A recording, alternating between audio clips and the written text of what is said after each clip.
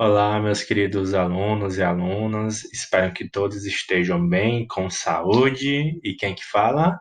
Professor Gessildo Júnior, de Geografia. E a atividade domiciliar dessa semana vai abordar os fatores climáticos e a vegetação natural. Nós vamos continuar focando no clima e iniciar a vegetação natural para a próxima atividade domiciliar, estudar mais sobre a vegetação, né? E vocês sabem, eu estou mais apresentando, colocando os principais pontos, mas qualquer dúvida vocês podem fazer uma leitura no livro didático de geografia, quem tiver o livro didático. Quem tiver acesso à internet pode pesquisar e também pode procurar o professor Gessildo Júnior para qualquer dúvida. E vamos lá. E se eu achar necessário, eu envio também um vídeo interativo. Vamos prosseguir? Então, os fatores climáticos, alguns nós já vimos, que foram as latitudes, as altitudes, as massas de ar e a rotação da Terra. A atividade domiciliar de hoje vai cair a maritimidade, a continentalidade, correntes marítimas eu vou falar rapidamente, mas não vai cair, e o início sobre vegetação e suas influências como fatores climáticos, ok? Vamos prosseguindo.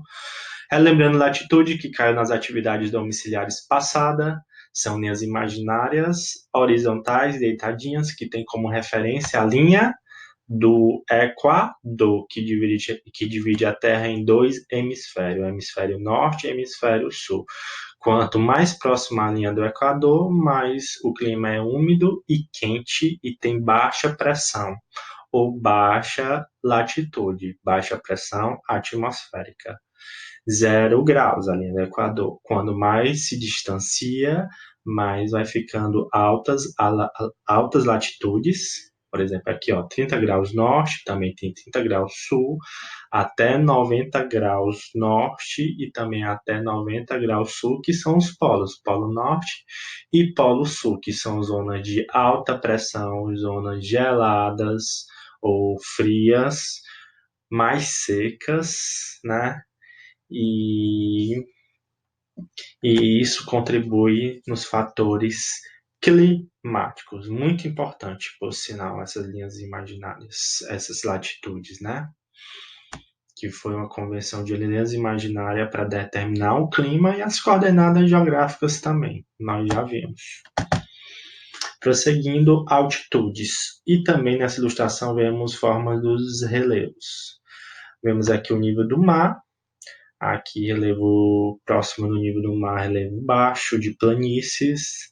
Vemos também depressões e relevo de planaltos, que são relevo de altas altitudes, que também contribui nos fatores climáticos, né? Então, vemos as diferenças nessa ilustração de altitudes dos pontos da Terra e o nível do mar é onde se concentra mais o calor, por conta da radiação da superfície terrestre e a irradiação do aquecimento pelo efeito estufa que vimos nas atividades domiciliares e também pelo aquecimento do oceano, né? Juntamente com a umidade.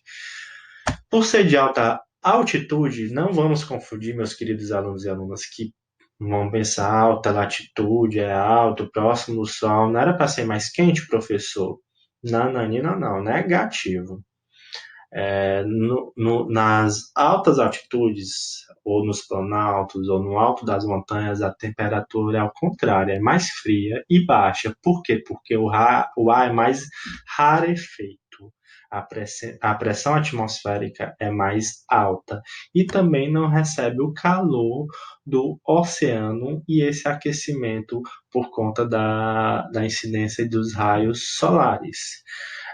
Em Fortaleza é próximo ao nível do mar, então é mais quente. Eu posso também colocar como exemplo o maciço de Baturité, que se localiza a cidade de Guaramiranga, aproximadamente 800 metros acima do nível do mar. Então, é mais frio, né? A cada 200 metros diminui 1 grau centígrado, então fica mais frio.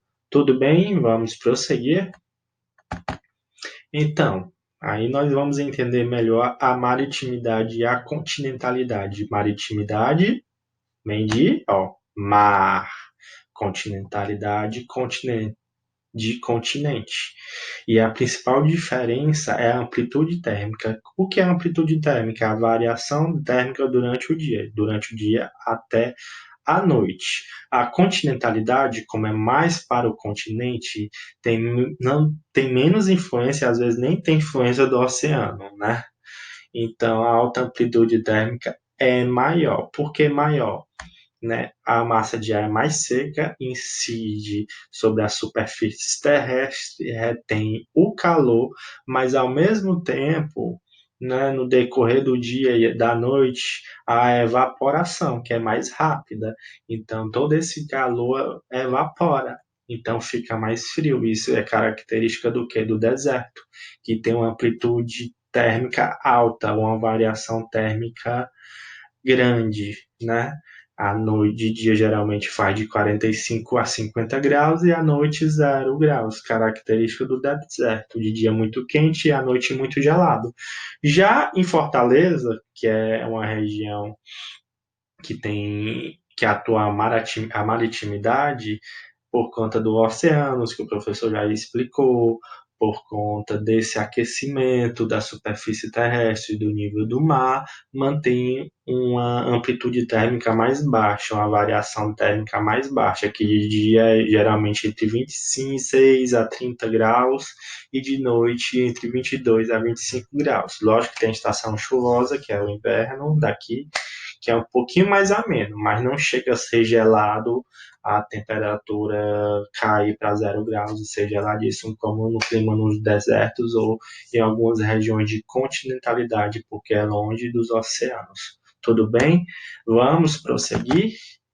Agora, ó, a vegetação natural influencia também nos fatores climáticos. Por quê?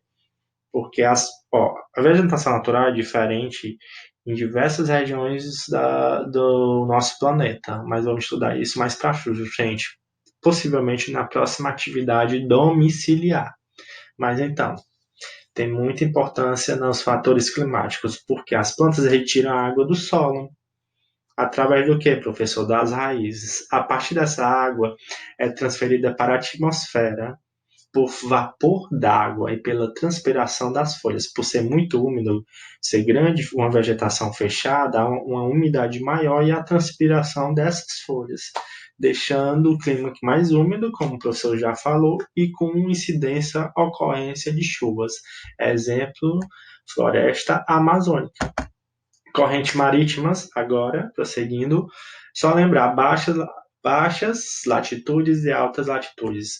Massas de água, correntes marítimas originadas de altas latitudes são massas geladas, frias e secas e circulam por todo o oceano. Já massas de ar originadas próxima à linha do Equador são massas de água ou correntes marítimas úmidas e quentes. Também elas circulam pelo oceano, ou equilibrando a temperatura, ou diminuindo a temperatura, ou deixando mais quente, aumentando a temperatura. Podemos ver isso detalhadamente mais na frente, mas é basicamente isso, as correntes marítimas. E é isso, meus queridos alunos. Todos esses elementos, solo, relevo, clima, são interdependentes, têm dependências, né? Agem de forma harmônica, né? Ou pelo menos é para agir. Se não fosse tanta interferência humana, porque há os elementos humanizados, que são as paisagens culturais, né, que são construídas pela ação humana, ok? Vou mostrar a atividade domiciliar, visualizar a primeira questão sobre os fatores climáticos. Leiam com atenção, que às vezes tem a resposta, tem algumas definições, algumas questões, ó. Segunda questão também. Terceira tem a definição de maritimidade e continentalidade. Só ler, são questões fáceis, se ler direito para resolver. E vegetação. E olha, atividade flexível. Caça-palavras. Vocês vão ver a forma dos climas, os fatores climáticos, como massa de ar, precipitação, pressão, latitude, altitude, maritimidade, relevo, vegetação e correntes. e vão achar essas palavras nesse diagrama de palavras. Bem legal essa atividade flexível. Espero que vocês gostem. Fiquem bem. Um grande abraço do professor Gessildo Júnior e até nosso próximo encontro.